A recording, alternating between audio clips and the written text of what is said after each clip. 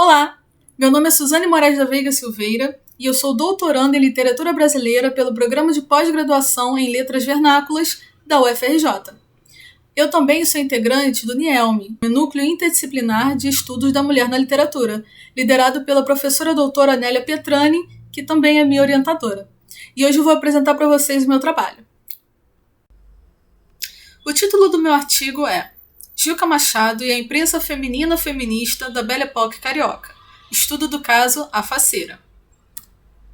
A justificativa do meu trabalho é estudar a produção crítica de Gilca Machado é relevante, pois analisar como a autora trabalha a questão da subjetividade feminina e sua relação com o contexto da Belle Époque carioca traz para a nossa análise uma informação mais própria sobre como as mulheres produziam e como elas se inseriram no mercado editorial do início do século XX. Os objetivos são identificar nos textos a produção de um discurso sobre o feminino e também apontar as temáticas de importância para as mulheres da época. As palavras-chave são Gilca Machado, imprensa, autoria feminina e Belle Époque. A metodologia da minha pesquisa é de fontes primárias, bem como bibliográfica, leitura de crônica e seleção e análise de textos publicados na revista Faceira, que é meu objeto de estudo nesse artigo.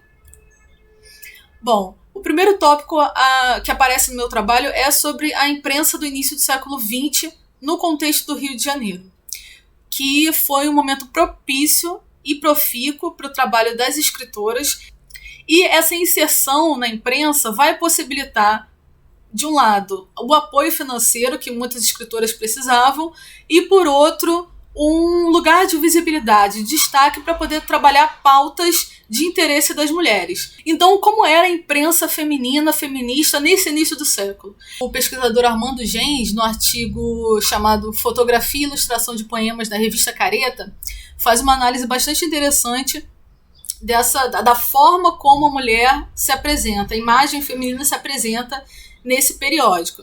Aqui no meio eu trago um exemplo do que o pesquisador comenta, porque essas revistas ilustradas vão começar a figurar uma imagem de mulher moderna, que sai do claustro do lar e começa a ser vista pela sociedade. Tanto que essas publicações trazem com muita frequência essas ilustrações, essas fotos, né, de mulheres andando na rua e tendo uma programação bastante intensa de cafés, teatro, soirées, encontros, em que elas conviviam bastante com outras mulheres, né, e andavam pelas ruas. Então, essa caracterização do público feminino como detentor também do espaço público é algo que vai aparecer como diferenciador dessas revistas ilustradas do século XIX para o século XX. O professor Armando Gens também vai apontar que essas revistas ilustradas funcionavam como uma espécie de produto de massa, de bem de consumo, que veiculavam hábitos e também estilos a serem adquiridos por essas mulheres modernas, né, que estão começando a tomar conta da rua, do espaço público.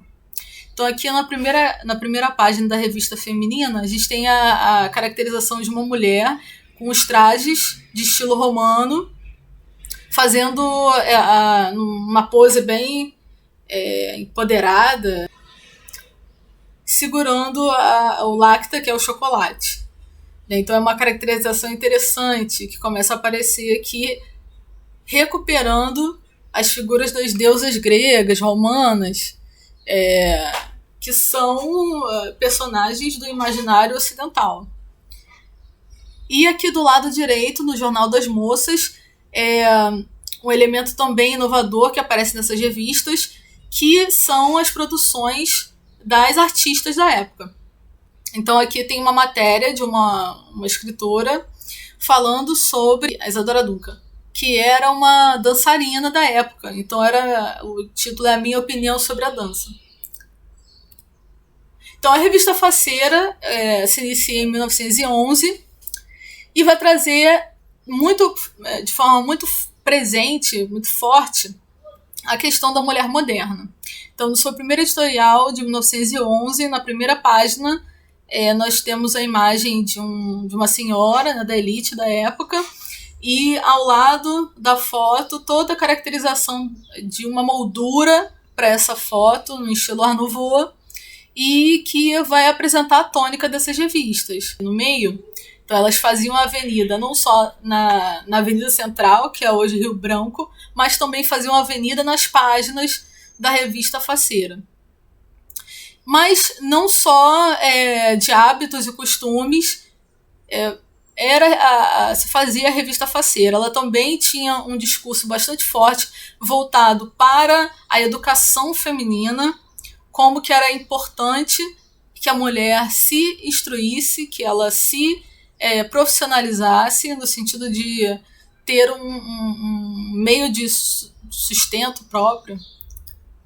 Então, era muito frequente, né? Era muito comum que aparecessem fotos de alunas de conservatórios, de mulheres que ganhavam alguma premiação e principalmente de professoras.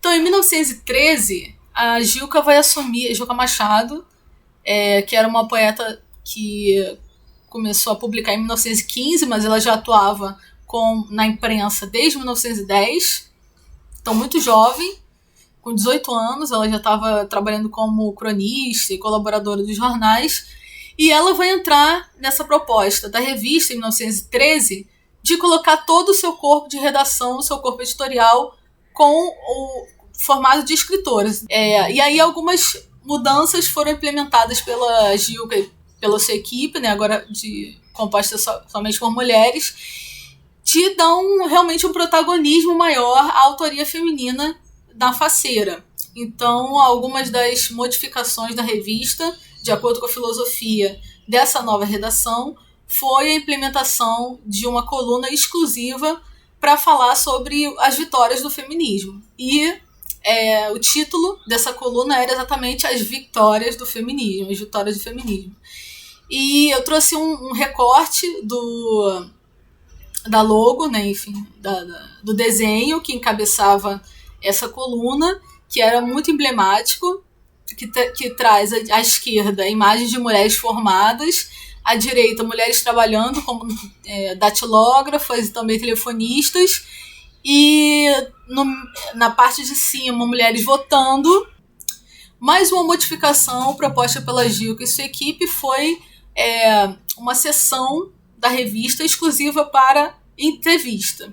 Então a proposta era realizar entrevistas com várias escritoras que atuavam na época, primeiro para dar visibilidade à escrita dessas autoras e também para que o público, né, as leitoras, conhecessem autoras fora do circuito somente Rio de Janeiro e São Paulo, para que vozes, né, de outras escritoras do Brasil, do país, também pudessem ser ouvidas.